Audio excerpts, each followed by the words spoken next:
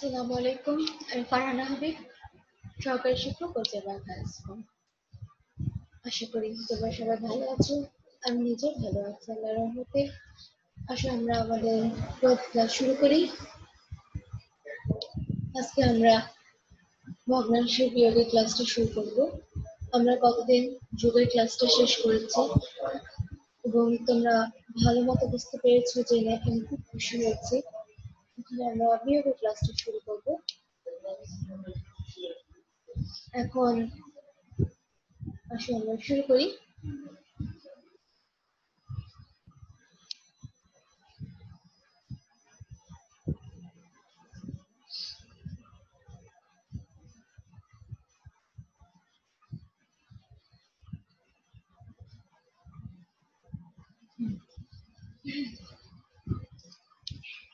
ভগ্নাংশের বিয়োগটা গতদিন যোগটা যেহেতু তোমাদেরকে বুঝিয়েছি, আশা করি বিয়োগটা বুঝতেও তেমন তোমাদের সমস্যা হবে না। যোগ আর বিয়োগের পার্থক্য একটাই, যে একটা জিনিস যোগ করা হয়, অন্যটা একটার সাথে আরেকটা যোগ হয়, এবং অন্যটার ক্ষেত্রে হয়, বিয়োগের ক্ষেত্রে হয় যে একটির থেকে বড় থেকে ছোটটা বিয়োগ করে ফেলি আমরা। ভগ্নাংশের ক্ষেত্রেও একই নিয়ম প্রযোজ্য। আমরা এখানে একটি ভগ্নাংশ থেকে অন্য ভগ্নাংশ বিয়োগ করে বিয়োগফল নির্ণয় করব। তবে ভগ্নাংশে বিয়োগের ক্ষেত্রে আমরা অবশ্যই এটা লক্ষ্য রাখবো যে অবশ্যই তার জন্য সমহর বিশিষ্ট হতে হবে। সমহর বিশিষ্ট ভগ্নাংশের বিয়োগফল একটি ভগ্নাংশ যার হর প্রদত্ত ভগ্নাংশের হর এবং যার লব প্রদত্ত ভগ্নাংশের লবগুলোর বিয়োগফল হতে হবে। অর্থাৎ গতদিনের মতোই আমরা যখন যোগ করেছিলাম তখন যোগটা অবশ্যই সমহর বিশিষ্ট হতে হয়েছিল, এবং সমহর বিশিষ্ট যে ভগ্নাংশগুলো আমরা পাবো তার হচ্ছে যোগের ক্ষেত্রে হরটা সমহর বিশিষ্ট হতে হবে এবং তার লবগুলোর যোগফল দিয়ে আমরা হচ্ছে যোগ নির্ণয় করেছিলাম। এক্ষেত্রে একই নিয়মে আমরা বিয়োগটাও নির্ণয় করব, অর্থাৎ আমাদের বিয়োগ করার জন্য ভগ্নাংশকে অবশ্যই সমহর বিশিষ্ট হতে হবে। তাহলে আমরা সংজ্ঞাটা এভাবে দাঁড় করাতে পারি যে সমহর বিশিষ্ট ভগ্নাংশের বিয়োগফল একটি ভগ্নাংশ যার প্রদত্ত ভগ্নাংশের হর এবং যার লব প্রদত্ত ভগ্নাংশের লবগুলোর বিয়োগফল।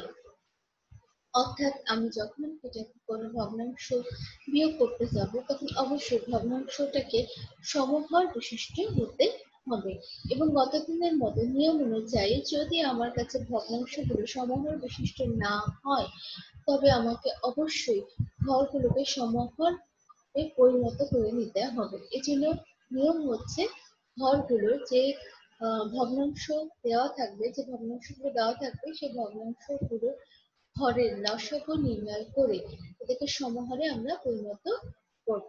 আসো আমরা নিয়মে চলে যাই। দেখো এখানে একটি ভগ্নাংশ আমি দিয়েছি, ছোট্ট ভগ্নাংশ প্রথমে দিয়েছি 3/8, আর একটা হচ্ছে 1/7, অর্থাৎ 3/8, অন্যটা হচ্ছে 1/7। এখন দেখো আমাদের হর কিন্তু সমহর বিশিষ্ট নয়, তার মানে আমাদের কাজ হবে এটার অবশ্যই লসাগু নির্ণয় করতে হবে। এখন যেহেতু দুটো সংখ্যা আমরা জানি যে আমাদের লসাগু নির্ণয়ের পদ্ধতি কি, আমরা সিঁড়ি পদ্ধতিতে যেটা নির্ণয় করে থাকি। এক্ষেত্রে যেটা হয় যে দুটি বা চারটি বা পাঁচটি যে সংখ্যাগুলো আমরা পাই সেগুলোকে আমরা ক্ষুদ্রতম সংখ্যা যা দ্বারা দুটি সংখ্যায় নিঃশেষে বিভাজ্য হবে এরকম সংখ্যা নিয়ে দুটিকে ভাগ করতে থাকবো।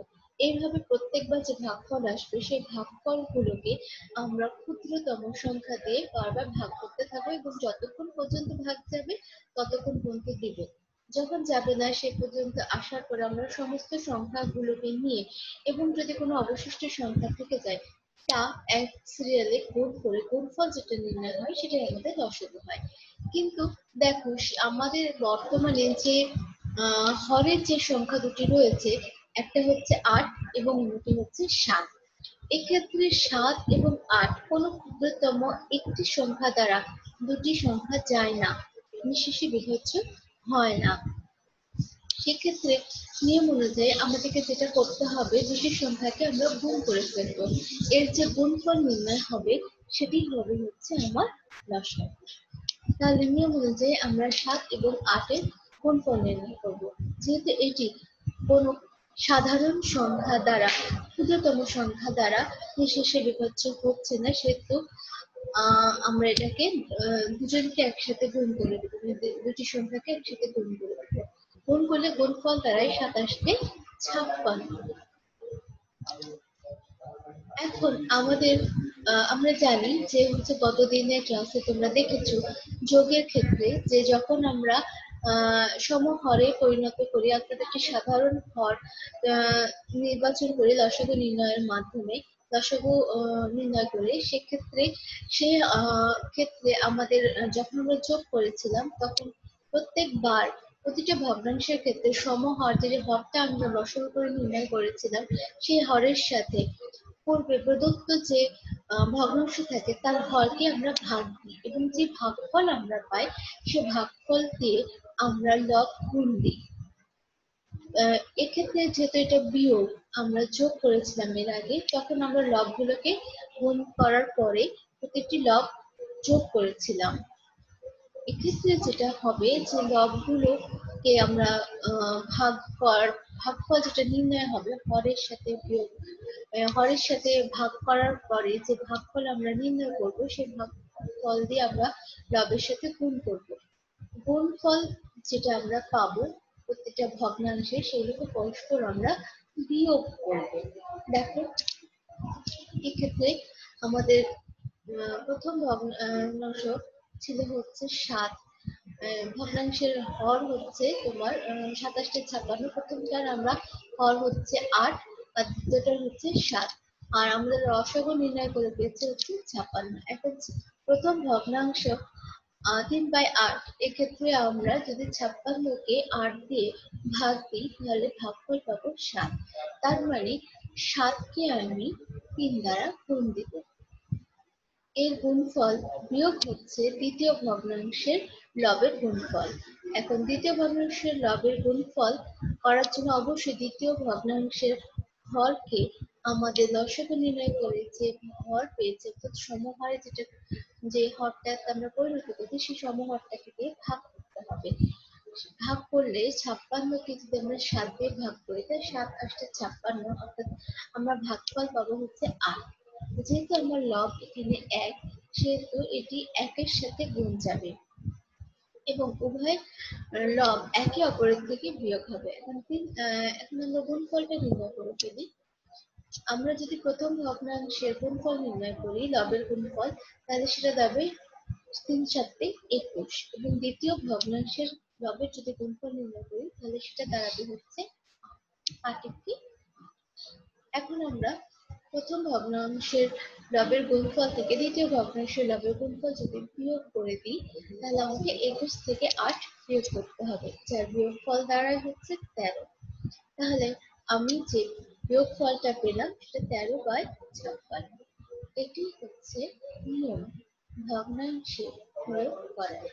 অবশ্য যদি সমহর বিশিষ্ট তোমাকে কোনো বিয়োগ করতে ভগ্নাংশ দেওয়া হয় তাহলে কষ্ট করে লসাগু নির্ণয়ের কোনো প্রয়োজন থাকবে না।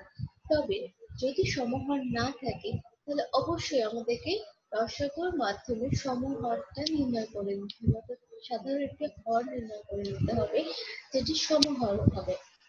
এই সাধারণ যে হরটি আমরা নির্ণয় করব সে হর দ্বারা প্রত্যেকবার প্রদত্ত ভগ্নাংশের হর দ্বারা ভাগ করে ভাগফলকে পুনরায় লব দিয়ে গুণ করে যতগুলো ভগ্নাংশ থাকবে তার প্রত্যেকটা হরের সাথে ভাগ করে ভাগফলটি লবের সাথে গুণ যাবে এবং গুণফলগুলো প্রতিটা লবের গুণফলগুলো আমরা একে অপরের পরস্পর অর্থাৎ বিয়োগ করবো। তাহলে বিয়োগ করার ফলে যে বিয়োগফলটা পাবো সেটাই হবে আমার ভগ্নাংশের বিয়োগফল। আমি আরেকটু দেখাই তোমাদেরকে। আর একটা অঙ্ক দেখো, এটা একটু জটিল, অর্থাৎ এর আগে একটা সাধারণ ভগ্নাংশ দিয়েছিলাম কিন্তু এখানে মিশ্র ভগ্নাংশ দিয়েছে। মিশ্র ভগ্নাংশের ক্ষেত্রে আমাদেরকে অবশ্যই কতদিনের মতোই যোগের ক্ষেত্রে যেমন আমরা মিশ্র ভগ্নাংশকে অপ্রকৃত ভগ্নাংশে পরিণত করেছিলাম ঠিক একইভাবে আমাদেরকে এক্ষেত্রেও এই মিশ্র ভগ্নাংশটিকে প্রথমে অপ্রকৃত ভগ্নাংশে পরিণত করতে হবে। অপ্রকৃত ভগ্নাংশে আমরা কিভাবে পরিণত করব? আমরা জানি সামনে পূর্ণ সংখ্যাটিকে হর দ্বারা গুণ করে যে গুণফল পাওয়া যাবে সেই গুণফল লবের সাথে যোগ হবে। যোগফল যা আমরা পাবো সেটি লবে বসবে। এক্ষেত্রে দেখো আমরা যে দুটি ভগ্নাংশ দেখতে পাচ্ছি তা হচ্ছে 8 পূর্ণ 8 আর কি 8 পূর্ণ 4 এর 15, 7 পূর্ণ 13 এর 45। এক্ষেত্রে আমরা প্রথমে এটাকে অপ্রকৃত ভগ্নাংশে পরিণত করব। ভগ্নাংশের বিয়োগফল নির্ণয়ের আগে প্রথমে আমরা এটাকে অপ্রকৃত ভগ্নাংশে পরিণত করব। তাহলে সেক্ষেত্রে আমাকে 15 দিয়ে 8 কে গুণ করতে হবে এবং গুণফলকে আমাকে 4 দ্বারা যোগ করতে হবে। এই কাজটা শেষ হওয়ার পরে প্রথমটা দ্বিতীয়টা হচ্ছে 7 কে 45 দ্বারা আমরা গুণ করবো এবং 13 দ্বারা যোগ করব। যোগ করার পরে যেটা অপ্রকৃত ভগ্নাংশ আমরা পাবো, যেহেতু আমাদের এখানে সমহর বিশিষ্ট নাই তাই আমাদেরকে অবশ্যই এটাকে সমহরে পরিণত করে নিতে হবে। তাহলে সেক্ষেত্রে 15 এবং 45-এর আমাদেরকে লসাগু নির্ণয় করতে হবে। যা নির্ণয় করলে দেখা যায় যেটা 45 এবং 15 এমন দুটি সংখ্যা যেটা অবশ্যই ভাগ যাবে কমন সংখ্যা দ্বারা। তোমরা নিজেরা বাসায় করবে, করলে দেখতে পাবে যে লসাগু নির্ণয় হচ্ছে 45। আমি এখানে অতটা ভেঙে দেখাইনি, তোমরা বাসার ছোট ছোট জায়গাগুলো কাজ করবে, সেটা আমি নির্দেশনা দিচ্ছি, সেই নির্দেশনা অনুযায়ী নিজে করে দেখবে, তাহলে অঙ্কটা শেখাও হবে।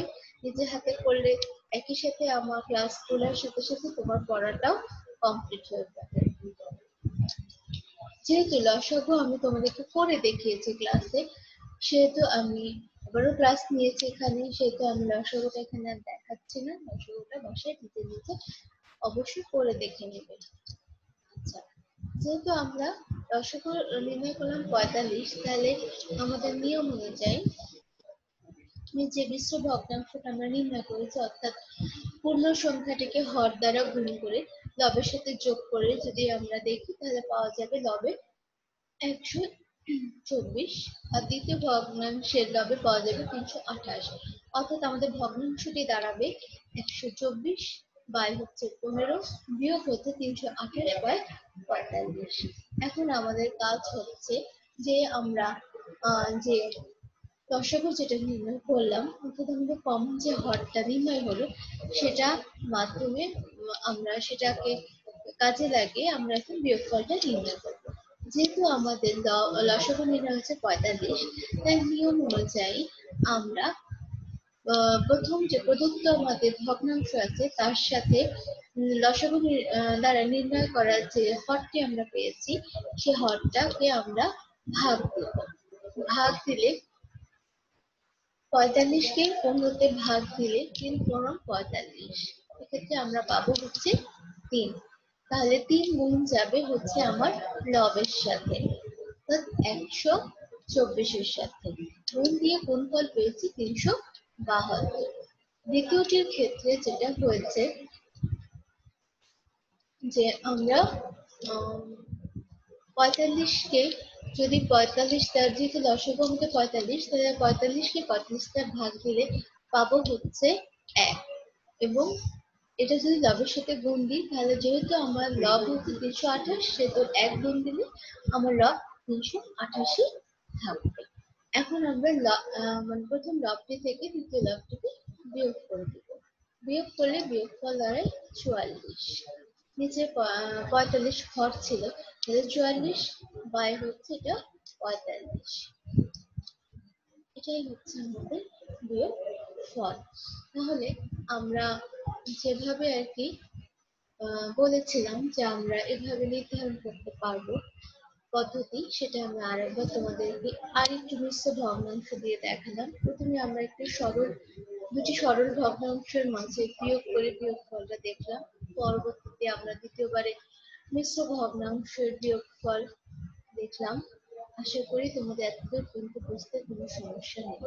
যদি কোথাও কোনো বুঝতে সমস্যা হয়, অসুবিধা হয়, অবশ্যই আমার দেওয়া নাম্বারে তোমরা ফোন করে আমাকে বলবে, আমি ক্লাসটা পুনরায় নিয়ে তোমাদেরকে দেখাবো। কোনো অসুবিধা থাকলে সেটাও জানাবে, সেটাও আমরা দূর করার চেষ্টা করব যাতে তোমাদের কোনো সমস্যা না হয়। আচ্ছা, তাহলে এতদূর পর্যন্ত হলো। আমরা একটু লিখিত অঙ্কে যাই, যাতে সমস্যা তোমাদের একেবারেই না থাকে এবং টেক্সট বই অনুযায়ী তুমি যেন বাসায় সেগুলো অনুশীলন করতে পারো। সেজন্য আমি একটু লিখিত অংশে যাচ্ছি। দেখো, স্ক্রিনে দেখা যাচ্ছে যে অঙ্কটা যেটা দেখা যাচ্ছে সেটা হচ্ছে একটা 25 মিটার লম্বা বাঁশের হলো, যদি 5×4 25 মিটার কালো রং করা হয়, 7×1 4 মিটার লাল রং করা হয়, আর বাকি ধরো 4×3 10 মিটার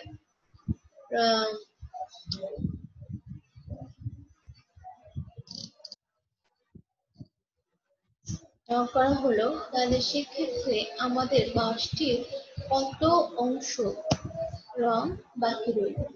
অর্থাৎ একটা 25 সেন্টিমিটার ধরো বাঁশ নিলাম, তাহলে সেক্ষেত্রে যতটুকু রং করলাম তার মধ্যে কিছু বাকি থাকলো। যেটুকু যেটুকু রং করেছি সেই সংখ্যাটা দিয়ে দেওয়া হচ্ছে। এখন আমাদেরকে যেটা নির্ণয় করতে হবে যে আমাদের ওই পুরো বাঁশটার মধ্যে সরি বাকি কতটুকু অংশ আছে যেটা রং করা নাই। এক্ষেত্রে দেখো, আমরা খুব গভীরভাবে যদি লক্ষ্য করি, মনোযোগ দিয়ে লক্ষ্য করি যে আমাদের ভগ্নাংশটি যে সংখ্যাগুলো দেওয়া আছে সেটা হচ্ছে মিশ্র ভগ্নাংশ। যদি আমরা এর বিয়োগফল নির্ণয় করতে চাই, যেহেতু বাকি অংশ যেটা আমাদেরকে বের করতে হবে সেটা অবশ্যই আমাদেরকে বিয়োগ করে বের করতে হবে। আমরা অঙ্কটা করে বুঝতে পারছি যে একটি অংশ অবশ্যই আমাদেরকে যোগ করতে হবে, কারণ কতটুকু অংশ রং করা হয়েছে জানতে হলে অবশ্যই আমাদেরকে রং করা অংশটাকে যোগ করতে হবে। এবং বিয়োগ এখানে বলছে বাকি অংশ কত রইল, তাহলে বাকি অংশটার জন্য অবশ্যই পুরো অংশ থেকে যে অংশটা রং করা হয়েছে সেই অংশটা আমাদেরকে বিয়োগ করতে হবে। এখন দেখা যাচ্ছে যে ভগ্নাংশের যে অংশটা রং করা, ভগ্নাংশের পরিমাণ দেওয়া আছে, ভগ্নাংশের পরিমাণ দেওয়া আছে, কিন্তু ভগ্নাংশটাও মিশ্র ভগ্নাংশে দেওয়া আছে। নিয়ম অনুযায়ী প্রথমে তোমাদেরকে মিশ্র ভগ্নাংশটাকে অপ্রকৃত ভগ্নাংশে পরিণত করতে হবে। তারপর যেহেতু এটি সমহর বিশিষ্ট নয়, অতএব তোমাদেরকে প্রথমে এদের সমহরে হর করার জন্য হরগুলোর লসাগু নির্ণয় করতে হবে। তারপর ধাপে ধাপে আমরা প্রথমে এটা যোগ করব, যোগ করে পুরো অংশ থেকে এটাকে বিয়োগ করব। তাহলে এসো আমরা অঙ্কটা শুরু করি। বাঁশের মোট কতটুকু অংশ রং করা আছে, ভগ্নাংশগুলোকে প্রথমে আমরা পাশাপাশি যোগ চিহ্ন দ্বারা লিখব। যেমন হচ্ছে 5×4 25, 7×1 4 এবং 4×3 10 মিটারকে আমরা প্রথমে লিখব এবং তারপরে এই মিশ্র ভগ্নাংশটাকে অপ্রকৃত ভগ্নাংশে পরিণত করব। নিয়ম অনুযায়ী অপ্রকৃত ভগ্নাংশে পরিণত করার নিয়ম হচ্ছে প্রথমে হরকে আমরা পূর্ণ সংখ্যাটি দ্বারা গুণ করে গুণফলকে লবের সাথে যোগ করব। এখানে 25কে, তাহলে প্রথম ভগ্নাংশের ক্ষেত্রে 25কে আমাদেরকে 5 দ্বারা গুণ করতে হবে। 25কে যদি আমরা 5 দ্বারা গুণ করি তো 5×25 125 এবং 4 যেহেতু লবের সাথে এটা আমাদেরকে যোগ করতে হবে, তাহলে 125কে যদি আমরা 4 দ্বারা যোগ করি তাহলে হয়ে যাবে 129। পাশেরটা হচ্ছে 7×1 4। তাহলে যদি আমরা এটাকে অপ্রকৃত ভগ্নাংশে পরিণত করতে চাই তাহলে আমাকে সঙ্গে পূর্ণ সংখ্যার সাথে হরকে গুণ করতে হবে। 4×7 28, যে গুণফল পাবো সে গুণফলটাকে লবের সাথে যোগ করতে হবে নিয়ম অনুযায়ী। তাহলে 28 যদি আমরা 1 দ্বারা যোগ করি তাহলে দাঁড়াবে 19। ঠিক একইভাবে তৃতীয় ভগ্নাংশটাকে অপ্রকৃত ভগ্নাংশে পরিণত করতে হবে। এর জন্য হরকে পূর্ণ সংখ্যার সাথে প্রথমে গুণ দিব, 4×40 এবং লব যেটা গুণফল যেটা পাবো সেটা লবের সাথে যোগ যাবে, যোগ করলে দাঁড়াবে হচ্ছে 43।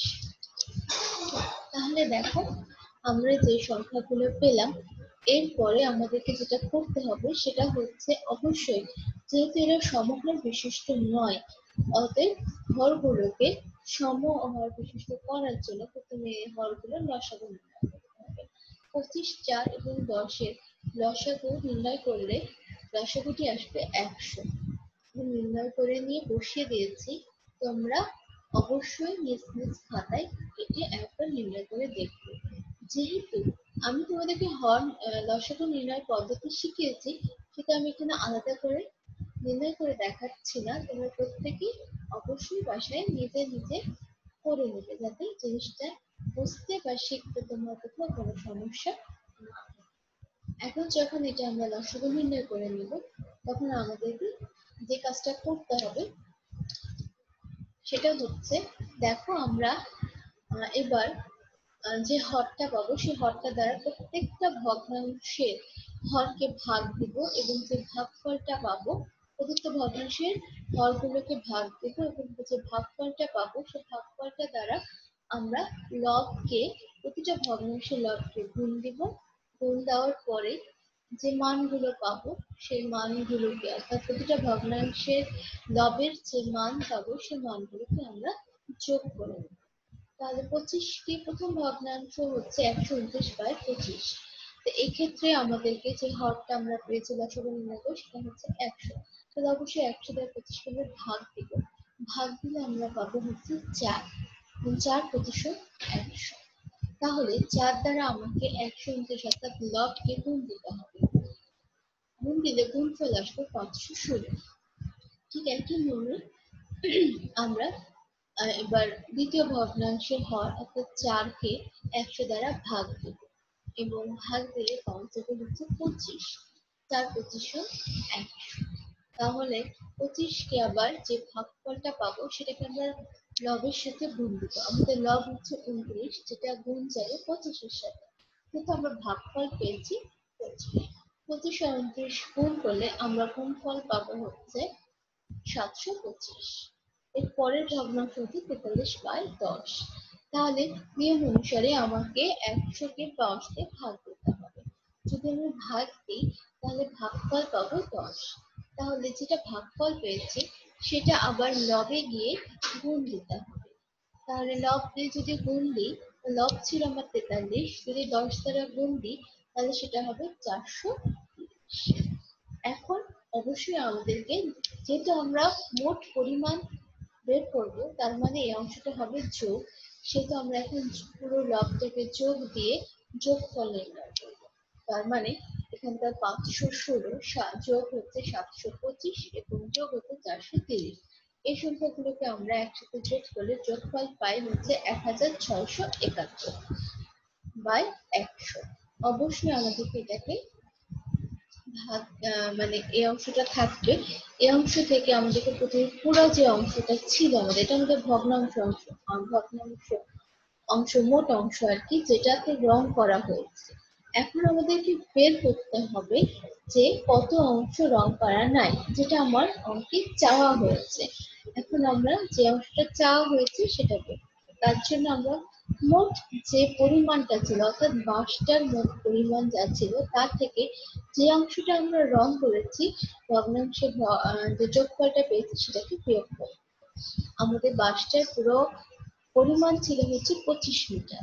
তাহলে আমাদেরকে 25 থেকে 1671/100-কে বিয়োগ করতে হবে। আসো আমরা বিয়োগটা করি। আমি এখানে দেখিয়েছি যে বাঁশটির রং করা যেটা বাকি আছে, সেক্ষেত্রে 25 বিয়োগ হচ্ছে 1671/100 মিটার। কতদিন তোমাদেরকে এরকম একটা ভগ্নাংশ আমি যোগের ক্ষেত্রে দেখিয়েছিলাম, যে একটি সংখ্যা দিয়েছিলাম, একটি ভগ্নাংশ, দুটো ভগ্নাংশের মধ্যে একটি ভগ্নাংশ আমরা এরকম দিয়েছিলাম যেটা ভগ্নাংশ নয়। ভগ্নাংশ যোগের ক্ষেত্রে প্রথম যে সংখ্যাটা দিয়েছিলাম সেটা ভগ্নাংশ নয়, পূর্ণ সংখ্যা। কিন্তু যখন আমরা ভগ্নাংশে যোগ বা বিয়োগ করব, সেক্ষেত্রে যদি সামনে কোনো পূর্ণ সংখ্যা থাকে তাহলে সেটির নিচে কোনো হর না থাকলেও আমরা তার নিচে 1 ধরে নিই। যদি আমরা 25-এর নিচে 1 ধরি তাহলে যেটা হবে যে দেখো 1 এবং 100 কেউই সমহর বিশিষ্ট নয়। তাহলে এদিকে যদি আমরা সমহরে পরিণত করতে হয় তাহলে সেটা লসাগু নির্ণয় করতে হবে। কিন্তু 1 এবং 100 যদি আমরা লসাগু নির্ণয় করি তাহলে লসাগু আসবে 100। তাহলে এটা আলাদা করে আর নির্ণয় করে নিই, এটা সরাসরি দেখিয়ে দিয়েছি। তাহলে আমাদের নিয়ম অনুযায়ী যে হরটা আমরা পাবো সেই হরটা দ্বারা আমরা প্রতিটা ভগ্নাংশের হরকে ভাগ দিব এবং ভাগফলকে আমরা লবের সাথে গুণ দিব। যেহেতু প্রথম সংখ্যাটি 25 অর্থাৎ পূর্ণ সংখ্যা, কিন্তু নিচে হর না থাকলেও আমরা এক্ষেত্রে ধরে নেব যে 1 আছে। 1 দিয়ে যদি 100 কে ভাগ দেই তাহলে কি হবে? 1 দিয়ে ভাগ দিলে 100ই তো আসবে পুরো সংখ্যা। তাহলে 100 হচ্ছে আমার ভাগফল, যা লবের সাথে গুণ যাবে। তাহলে 100 দিয়ে আমরা যদি 25 কে গুণ দিই তাহলে গুণফল দাঁড়াবে হবে 2500 বিয়োগ দ্বিতীয় ভগ্নাংশের বিয়োগ হচ্ছে দ্বিতীয় ভগ্নাংশ। এক্ষেত্রে আমাদেরকে পুনরায় দ্বিতীয় ভগ্নাংশের হরকে এই যে হরটা আমরা লসাগু দ্বারা নির্ণয় করছি তা দিয়ে ভাগ দিতে হবে। যেহেতু দ্বিতীয় ভগ্নাংশের হরটি হচ্ছে 100 এবং আমরা যে হরটি পেয়েছি সেটিও 100, তাহলে 100কে যদি আমরা 100 দিয়ে ভাগ দিই তাহলে ভাগফল দাঁড়াবে অবশ্যই 1। তো তোমরা সবাই জানো যে সংখ্যা আছে সেই সংখ্যাকে যদি একই সংখ্যা দ্বারা ভাগ দেওয়া হয় তাহলে ভাগফল অবশ্যই 1 আসবে। এক্ষেত্রে আমরা যে ভাগফলটা পাবো সেই ভাগফলটা যাবে লবের সাথে গুণ। তাহলে পেয়েছিলাম হচ্ছে 1, তাহলে 1 কে যদি লবের সাথে গুণ দিই তাহলে লবে যে সংখ্যাটা ছিল সেটি আমরা পাবো, অর্থাৎ 1671। তাহলে 2500 থেকে আমাকে 1671 বিয়োগ করতে হবে। তাহলে আসলে আমরা বিয়োগ করি, যদি বিয়োগ করি তাহলে বিয়োগফল দাঁড়ায় 849 বাই হচ্ছে 100। এখন যেহেতু আমরা প্রথমে মিশ্র ভগ্নাংশ দিয়ে শুরু করেছিলাম, সেহেতু অঙ্ক শেষে এটাকে আমরা আবার মিশ্র ভগ্নাংশে পরিণত করব। তাহলে সেক্ষেত্রে যেটা হবে যে আমাকে 100 দিয়ে লবকে অর্থাৎ হর দিয়ে লবকে ভাগ দিতে হবে। আমি এখানে ভাগটা দেখিয়েছি, তো আশা করি তোমাদের দেখতে কোনো সমস্যা হচ্ছে না। এটা প্রথমত আমরা 8 দিয়ে দিয়েছি। 8 দিয়ে যদি দেই, দেখো যেহেতু 829 ভাগ হচ্ছে 100, সেহেতু প্রথমে যদি আমি 8 দিয়ে দিই তাহলে আমি পাবো হচ্ছে 800। 800 যদি 829 এর নিচে যদি 800 কে দেই তাহলে বিয়োগ করলে বিয়োগফল আসবে 29, অর্থাৎ আমার ভাগে অবশিষ্ট থাকছে 29। ভাগ শেষটা লবে গিয়ে বসে আর যেটা ভাগফল হয় সেটা পূর্ণ সংখ্যাতে আমরা বসিয়ে আমরা এটাকে মিশ্র ভগ্নাংশে লিখে। তো এটা হচ্ছে আমাদের বিয়োগফল, যে অংশটা আমাদের রং করা নেই। আশা করি এই অঙ্কটা বুঝতে আমাদের কোথাও কোনো সমস্যা হবে না। তারপরে যদি কোনো সমস্যা হয়, অসুবিধা হয়, তোমরা আমাকে অবশ্যই জানাবে। আমি তোমাদেরকে ক্লাসটি বা এই অঙ্কটি প্রয়োজনে আবারও বুঝিয়ে দেবো বা একই রকম অঙ্ক আবারও বুঝিয়ে দেবো। এরকম যে অঙ্কগুলো বইয়ে টেক্সট বই আছে সেই অঙ্কগুলো অবশ্যই চেষ্টা করবে। যদি কোনো কারণে সেগুলো না পারো, সমাধান না হয়, বুঝতে কোথাও অসুবিধা হয়, আমাকে জানাবে। আমি তোমাদেরকে প্রয়োজনীয় সাহায্য অবশ্যই দিয়ে যাবো। তো আজকে এ পর্যন্তই, আমি ক্লাস শেষ করছি। তোমরা সবাই ভালো থেকো, বাসায় প্রত্যেকে স্বাস্থ্যবিধি পালন করবে, নিজেকে সুস্থ রাখার সর্বোত্তম চেষ্টা করবে।